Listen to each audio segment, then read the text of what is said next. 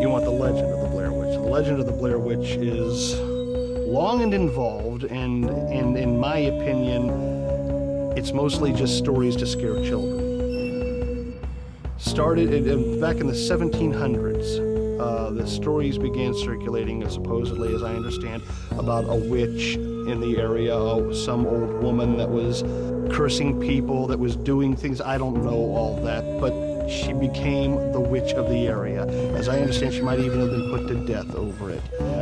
Years progressed from there. Every bad thing that happened to the town, it was the Blair Witch causing. You know, people just have to find something to tag, someone to label as the cause of things. The Blair Witch became that for this area, for Burkittsville. Quite some time again after that, a child drowned in the river, and people attributed that to the Blair Witch, which there's absolutely nothing to substantiate that.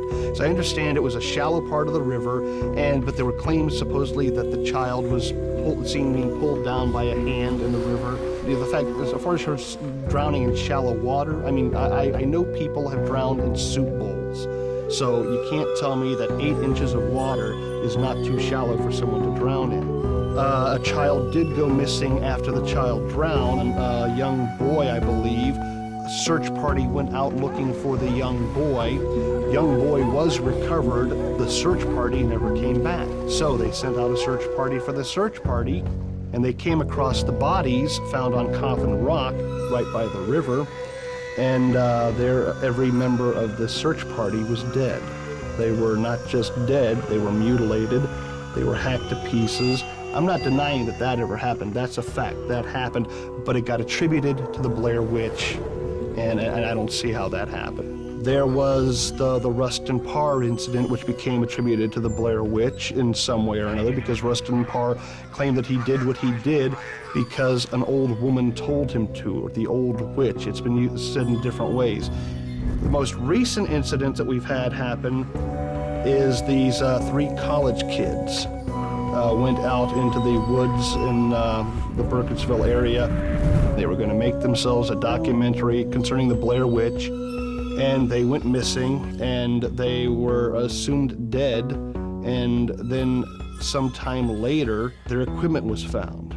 They pieced together the material found. There were a lot of videotapes, some film reels and stuff, and they managed to piece this together in what they think implies that the Blair Witch attacked them and killed them. This is just really, this is absolutely more of the urban legend being built up. These kids aren't missing, they aren't dead. This is just a sick joke. That's the kind of stuff that sad, sick people perform on these kind of events. That's the Blair Witch legend.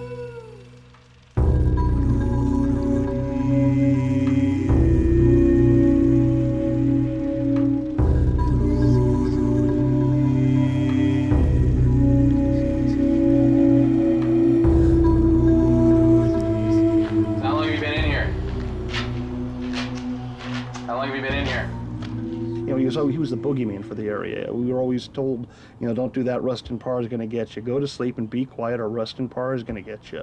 Well, this is my collection of cameras, predominantly Super 8, 16 millimeter here. This is the camera that I got from my parents, though. It used to have a viewfinder on it. Hey, I kind of was just attracted to the odd angles in here, you know. I think they had a gun in part of the roof is just a nice flat roof. Then you come into another area where the bedroom is, and it's a peaked roof. And, well, basically, I've been working in film all my life. The projector that I've used for years, not in Hollywood, not making it as a filmmaker, but yeah, it has some stuff that, well, probably has not seen too many eyes. Yeah. Let's see. Okay, we got it. We got it right here.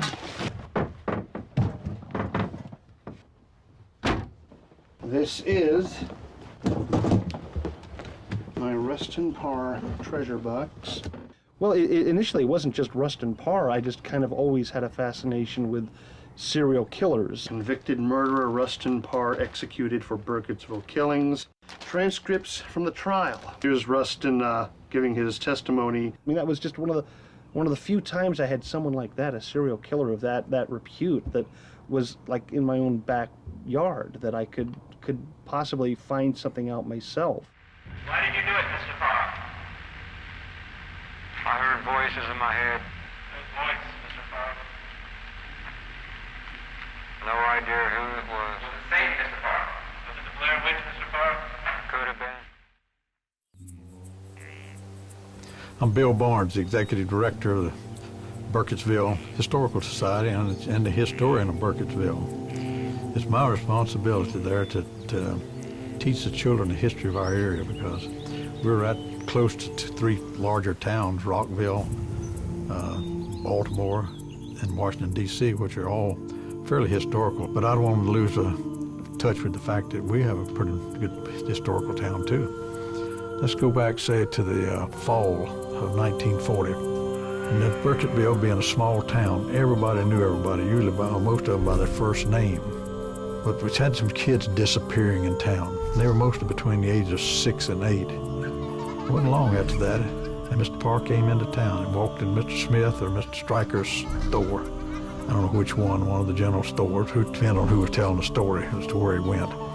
But he come in and he said the words that has become famous in Burkittsville, is that I have finally finished. Well, they didn't know what he meant. And they asked him.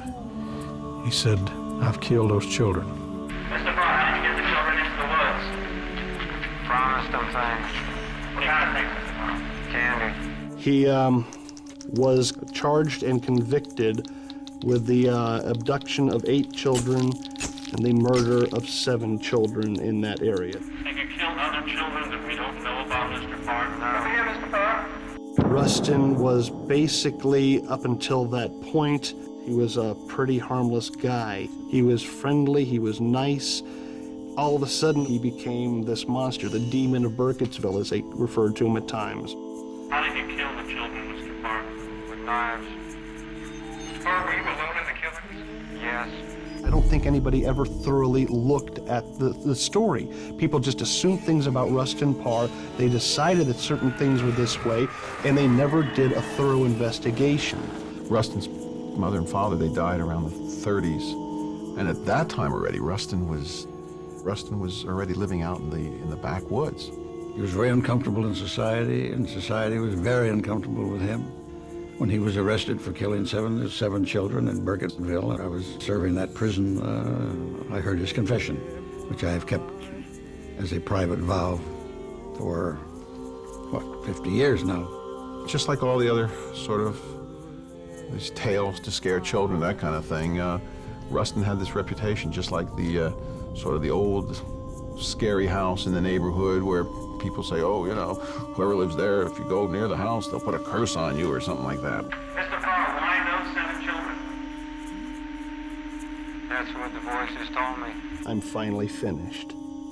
Those were the words that are attributed to him. I have asked around to anyone who might have been a survivor of that time. I can't find anybody who's willing to say they know that Rustin Parr said those words, I'm finally finished. Said, I'm finally finished. And that was his acceptance of death, I think. It had nothing to do with the crime. Everybody said, but I don't think it had anything to do with the crime. So they got the sheriff, come down, and he arrested him. And he went up to the cabin, and sure enough, he found 7 bodies. Not 8, but 7. And the 8th one that they didn't find was Kyle Brody. While they were looking for the bodies in the home and uncovering those bodies, Kyle Brody comes walking back into the town of Burkittsville, and he starts telling people about Rustin Parr and what Rustin Parr has been doing for the last year, how Rustin Parr held him captive there in his home, how Rustin Parr was committing these horrible, unspeakable acts to these children. But he came back in town. He testified against him at the trial.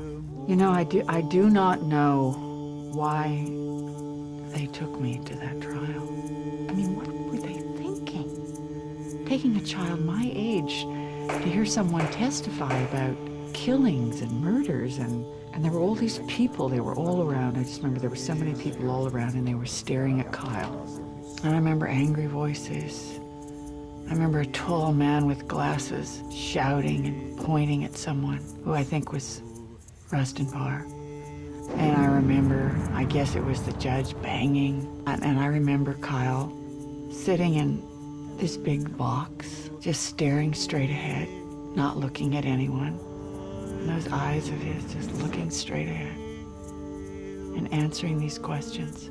He begins telling everyone what happened to him over this time, that he's been locked into Rustin Parr's home, into one of the rooms in the upstairs, and periodically he would be brought out by Rustin Parr, who then, according to Kyle Brody, Rustin Parr would face him into a corner while Rustin Parr then performed these atrocities on these children. And I just remember Kyle's face all white and pale and his eyes all blue-gray, and almost as though he didn't want to see what he had seen. He didn't want to say what he was about to say. He didn't want to know what he had come to know. He had details about Emily Holland's abduction. Emily Holland was abducted an entire 2 weeks before Kyle Brody went missing. And yet he knows events about the abduction, about where Parr found her in the woods and abducted her and brought her back to his place. And justice being real swift, they took him down in Rockville, behind the jail where the gallows was, and hung him. He seemed to get some pleasure from telling them the stories they wanted to hear. And they would have hung him anyway. I think that the decision was made that Rustin Parr was guilty before anybody had a chance to even look at the facts. It was all decided as they were marching up the hills to Rustin Parr's home. And then with the boy coming in at the same time and laying out his story, by the time they came back with what they were looking at as conclusive evidence, it was done. Here's one on a young Parr victim put in institution. Living Parr victim leading difficult life. Poor Kyle's suffering. There's Kyle Brody. One of his many trips before the law.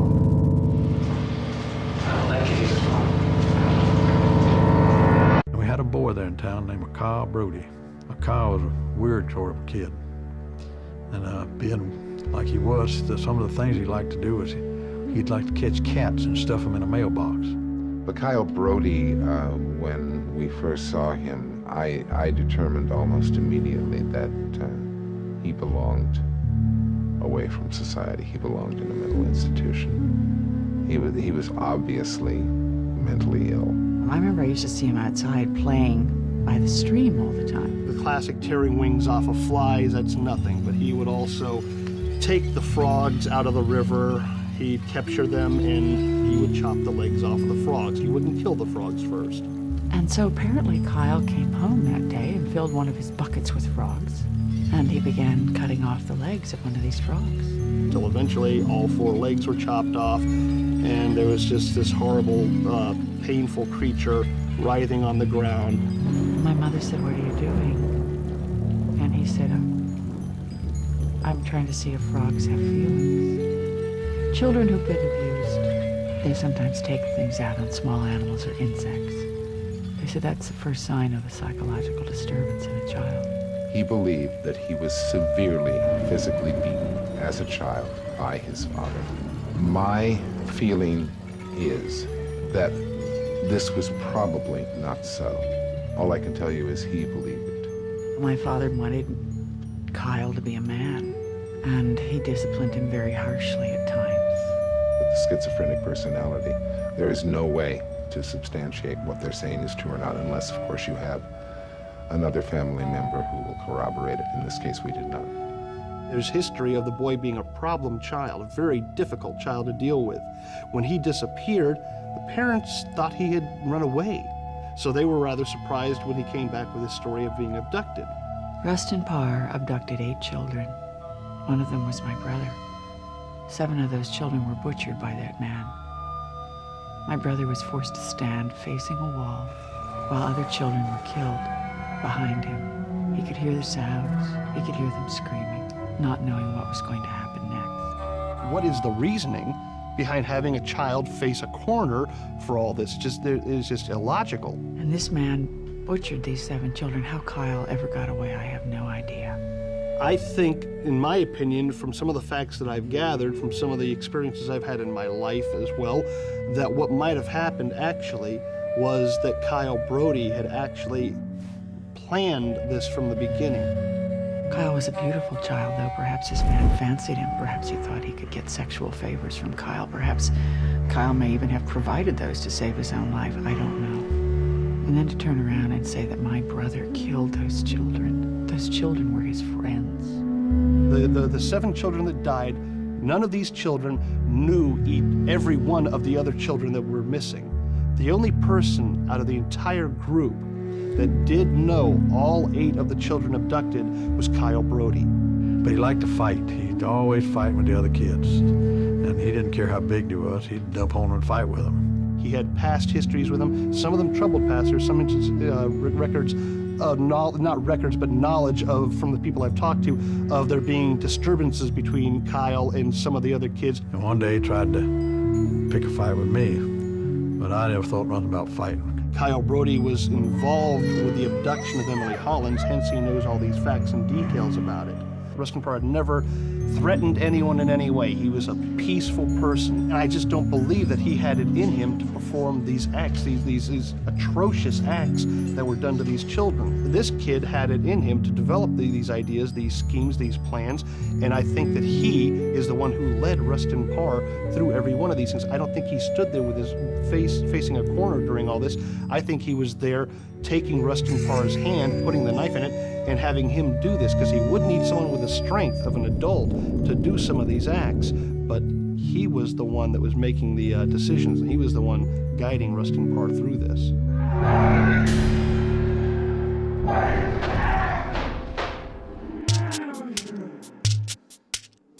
I met Kyle Brody in the late 60s when I was assigned to the psychiatric ward of the Maryland State Institute for the Criminally Insane.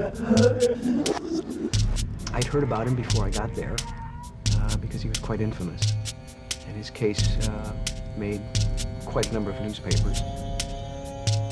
The state of the mental institutions when Kyle Brody was first incarcerated, of course, is nowhere near as humane as they are now. He was a legendary dark figure in the hospital. He was this last incarcerated link to this heinous multiple murder that had taken place in 1940. Kyle Brody's pharmacological chart was all over the place when I first met him. They tried everything probably known to man, and nothing was working. And I read that and I said, this has got to stop. He had apparently been taking a medication that had reduced him to catatonia. And at first they thought that the medication itself had created the catatonia, or had created the climate for catatonic, just like rigid like this. I narrowed it down to 2 or 3 medications that I felt we could zero in on what would be the outcome that we were looking for. I discussed it with Dr. Miles, and we decided to narrow it down even more, which we did. I mean, these medications are so potent. The side effects are unspeakable. And I remember him laying in this bed, rigid. And I remember looking down at him, and he couldn't speak. He couldn't speak. The medication I had originally suggested, he finally agreed, yes, we both agreed, let's try that. We did it, and there were some noticeable changes. Then I noticed he had changed. He was back again. And I found out later that Dr. Hall had switched the medication without consulting with me. And I remember looking down at the sheets, and I remember seeing that the sheets were wet, and they were soiled. And I was so upset. I called the orderly, and I said, "What? You've got to change him." And the orderly, now get this, the orderly said, "We want to teach him to go to the bathroom on his own." We're dealing with human beings, not just the patients. I would imagine that those that work there, particularly in subsidiary positions such as guards and interns and orderlies, can probably get carried away and perhaps get into abuse of the patients. I told Mom and Dad, and I said we had to get him out of there. But they couldn't afford to. Kyle Brody's sister, I guess you could say, was one of the many thorns in the side of a system that was already full of thorns. She She was convinced that Kyle, that her brother was not insane, and did everything to the best of her ability to keep him out of a mental institution. Kyle Brody, I'm not going to say that he had an easy existence after the Rustin Parr trial, but I mean, certainly, I think it's better than being hung, but he became a rather aggressive panhandler where it wasn't really an option for people to walk away and not give him something. He also had incidents of shoplifting. He has robberies, not armed robberies, but very violent, aggressive things. So he tended to spend most of his time in a couple of different institutions, and that's actually where he died as well.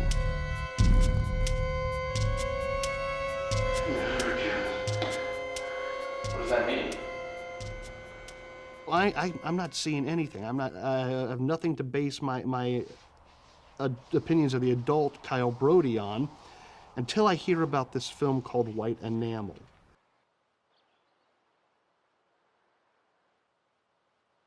I don't call them documentaries. I don't like the term documentary very much. It conjures up something stale and boring to most people. So I call them nonfiction films. White Enamel was a documentary, a black and white documentary shot back in the 60s in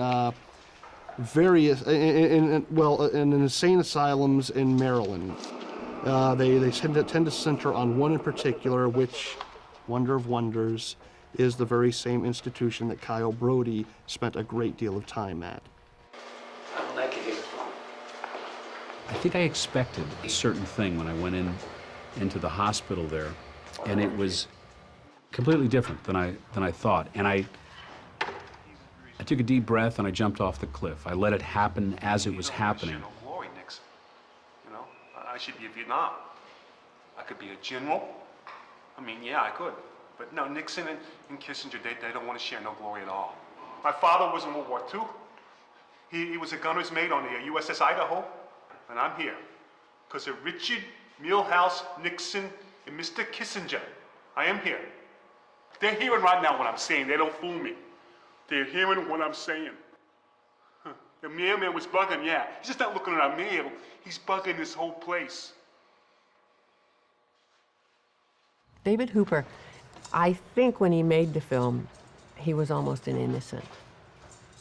And I think he was also heroic in a way.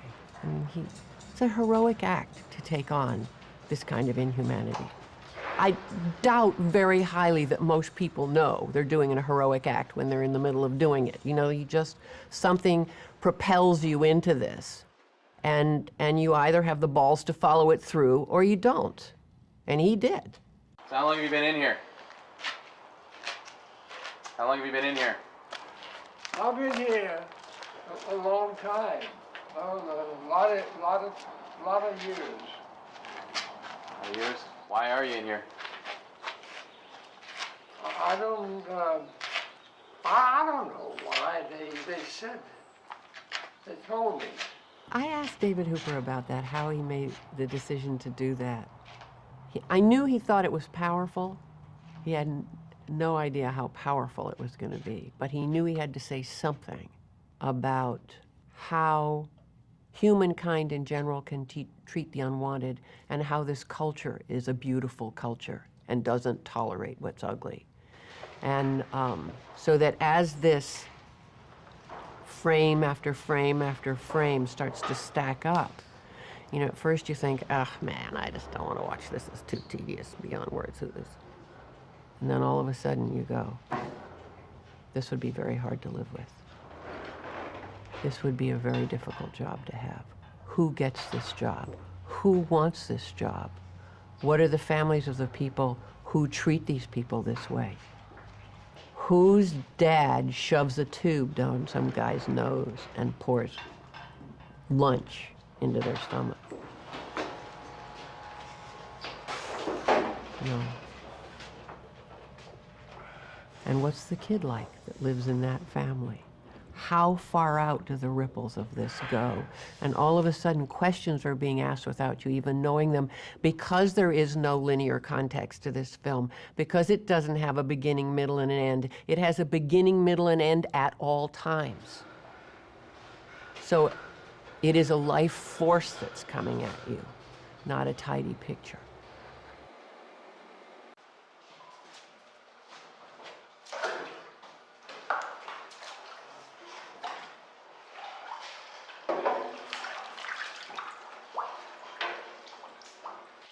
White enamel is a, well, it was a very exciting point for me. I get to look at this thing and it's mind-blowing. I mean, the film itself is an interesting film as far as the information you can glean from it as to how inmates are treated in insane asylums. That's interesting, but I'm not really that interested in that. There is actually about 5 minutes worth of footage, approximately, of Kyle Brody as an adult. There is a scene of Kyle Brody in his cell, and he's chanting something. And what he's chanting is the phrase, a two-word phrase, never given. Never given. Never given.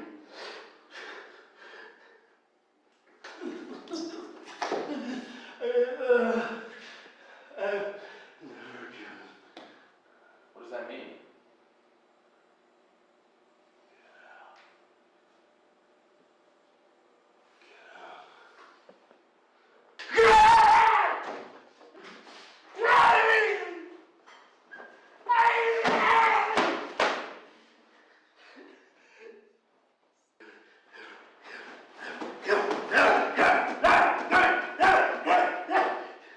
Never given, never given, never given. He's chanting that. And what this means, the importance to this, is there's actual reported fact from the guards that watched over Rustin Parr on a suicide watch while he was waiting to be killed. They have reports of Rustin Parr screaming the words, never given. The same two words, never given. To say Kyle Brody creeped me out would be putting it mildly. Kyle Brody was every nightmare you've ever had as a kid. That guy played with my head. Everything I asked him to do, he would do the opposite. I don't know what the phrase means, never given, but here is another connection. Rustin Parr is chanting never given, or screaming out never given. Kyle Brody is chanting it in his cell. No, I didn't stop there. I know enough about filmmaking to know that if you have less than 5 minutes of Kyle Brody in your film, there could probably be another, maybe an hour's worth of footage of Kyle Brody that was never put into the film. Filmmakers overshoot. So I began to look for David Hooper. He was very forthcoming with information. He did remember Kyle Brody. Kyle Brody made quite an impression on him. He's in the film, he's a very intense figure. And then he told me that he had other footage of Kyle Brody. Chris is a maniac, and I recognize myself at the same age.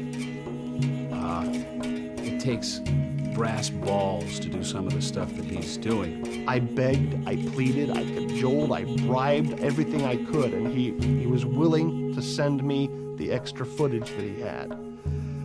That stuff was a mess. I did everything I could to restore this before I even began to look at it, built it up into the best shape I could, watched this stuff, and there I found another very interesting key. There was a shot in this rec room of this insane asylum, and Kyle Brody is there with this large art notepad, and he's writing on the notepad. And what is being written on that notepad, being written from right to left, the way it is supposed to be written, is transitus fluvii, the language, the witchcraft language. No, this is not a common language. It's not known all around the world. Very few people know this. And here is Kyle Brody, to the best of my knowledge, that is what he's writing in, is transitus fluvii.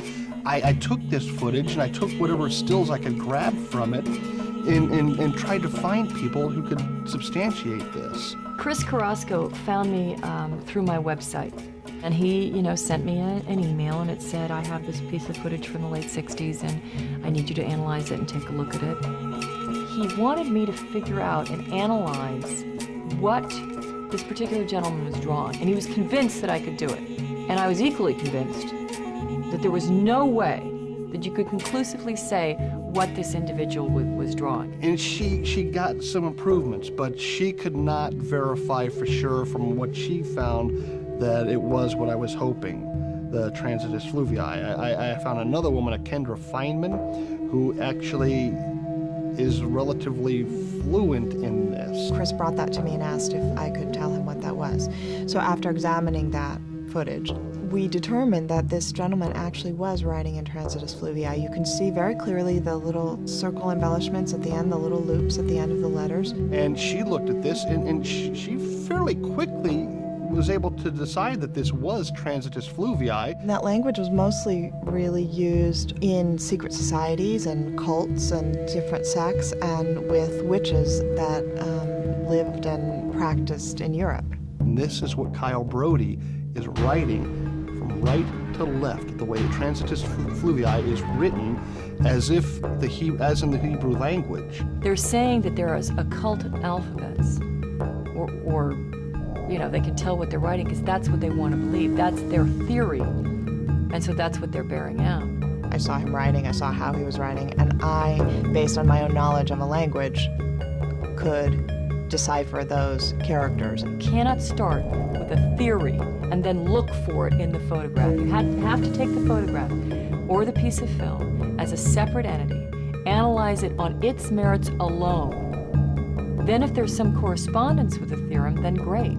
But if there isn't, you need to let it go. Now, this is the exact same language that we find on the walls of the upstairs of Rustin Parr's home. Transitus fluvii, written by this kid who has a high IQ and might have somehow picked this up at some stage in his life as compared to the possibility of Rustin Parr, a man who was illiterate, could not read or write at all in English. The idea of him writing transitus fluvii language all over the walls of his home, it's absurd. This is a very important key piece of evidence that I've found that I think links Kyle Brody to these murders. And it's not really being considered that seriously.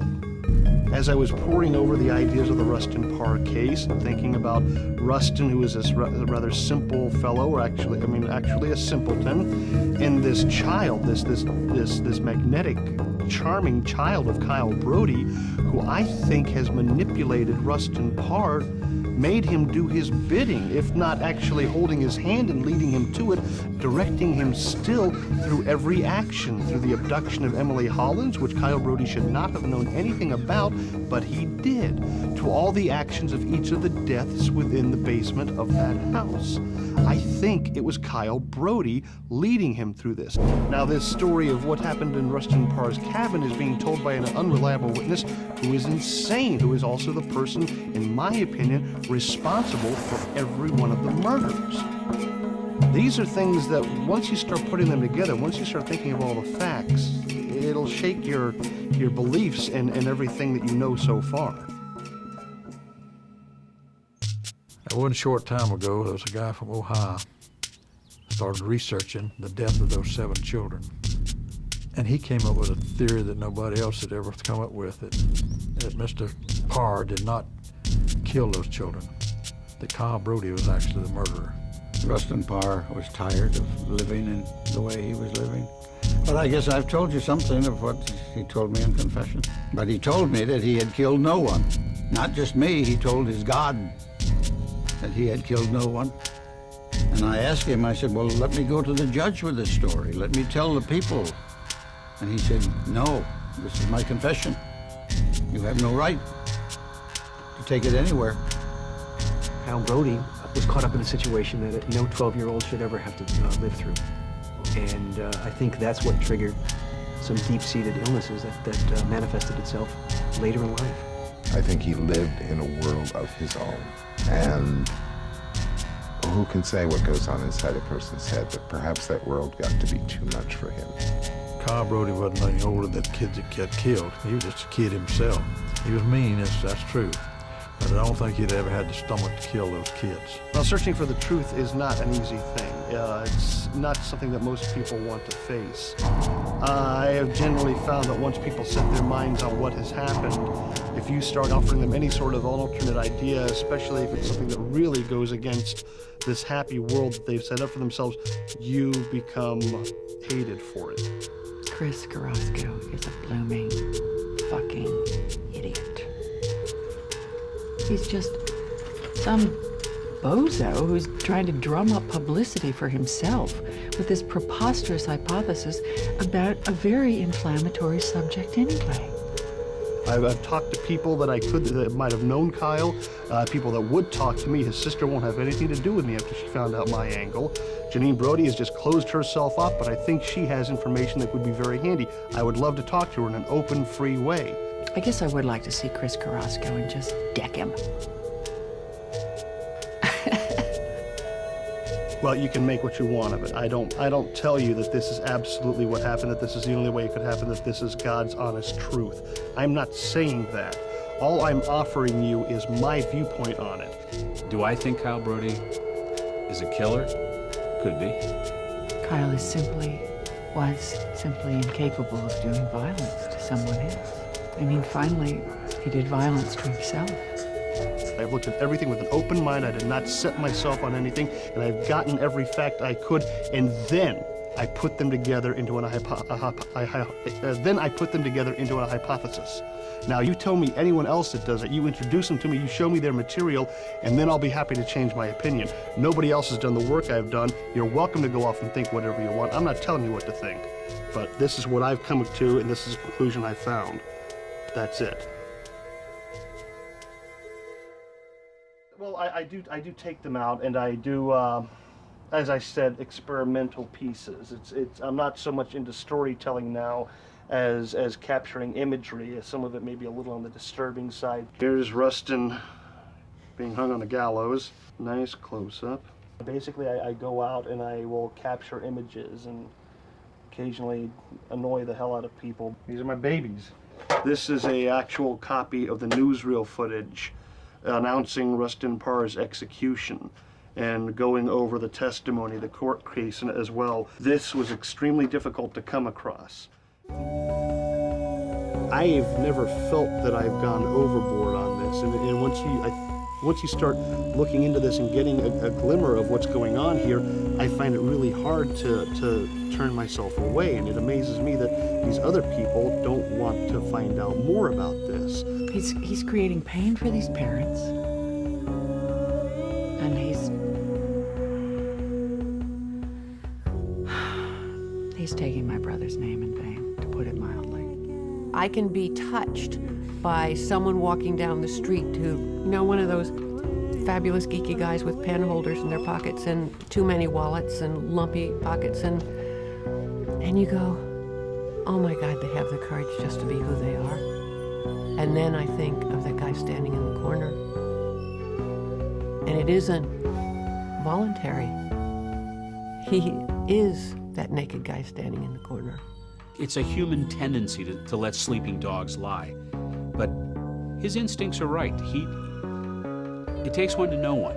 And this guy has a reason and a need for finding this stuff out. And if I can help him, I'm happy to do it. I have gone to Burkittsville trying to open up information on this, trying to get new ideas, trying to interview some people.